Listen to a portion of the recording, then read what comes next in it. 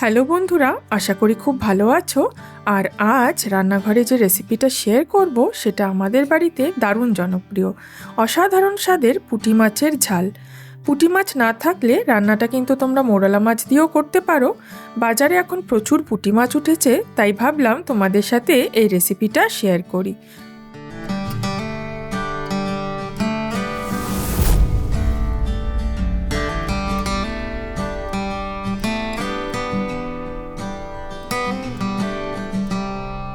পুঁটি মাছগুলো ধুয়ে পরিষ্কার করা আছে, মাখিয়ে নেব নুন আর হলুদ।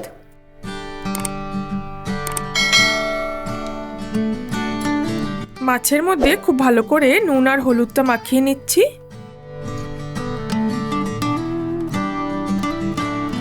বাটা মশলার জন্য দিচ্ছি 2 বড় চামচ সর্ষে, দিচ্ছি 6 থেকে 7 কোয়া মতো রসুন, মাঝারি সাইজের একটা পেঁয়াজ কুচি, 2 থেকে 3টে কাঁচা লঙ্কা আর সামান্য পরিমাণে জল। মশলাটা মিক্সিতে বেটে নেব।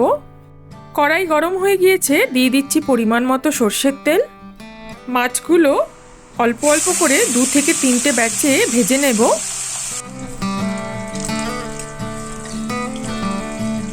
এক পিঠ লালচে ভাজা হলে অন্য পিঠটা উল্টে দেব।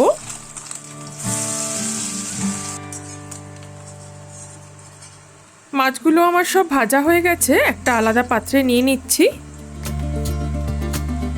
দিচ্ছি 2 বড় সাইজের পেঁয়াজ কুচোনো,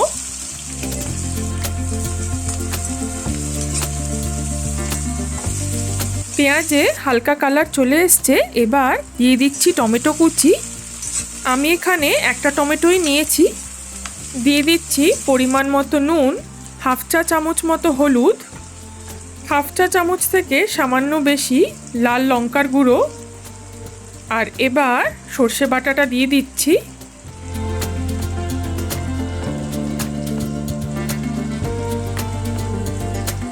মশলাটা খুব ভালো করে কষিয়ে নেব। দিচ্ছি হাফ কাপ মতো জল।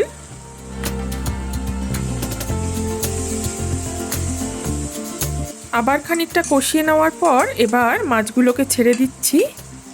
মাছগুলোকে খুব সাবধানে নাড়াচাড়া করতে হবে যাতে ভেঙে না যায়। এবার চায়ের কাপের আরও হাফ কাপ মতো জল আমি দিয়ে দিচ্ছি।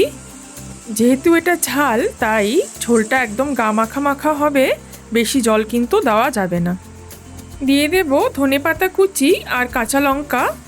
ঝোলটা কিন্তু একদম শুকিয়ে গেছে আর কড়াই থেকে তেল ছেড়ে এসছে। নামানোর আগে সামান্য একটু কাঁচা সর্ষের তেল ওপর থেকে ছড়িয়ে দিলে ঝালের স্বাদটা কিন্তু দারুণ আসে। অসাধারণ স্বাদের পুঁটি মাছের ঝাল কিন্তু আমাদের রেডি। রান্নাটা অবশ্যই ট্রাই করো আর আমাকে কমেন্টে জানাতে ভুলো না। রান্নাগুলো ভালো লাগলে অবশ্যই লাইক, শেয়ার আর সাবস্ক্রাইব করো। আর ততক্ষণে দেখতে থাকো 5 স্পাইস স্টোরিজ।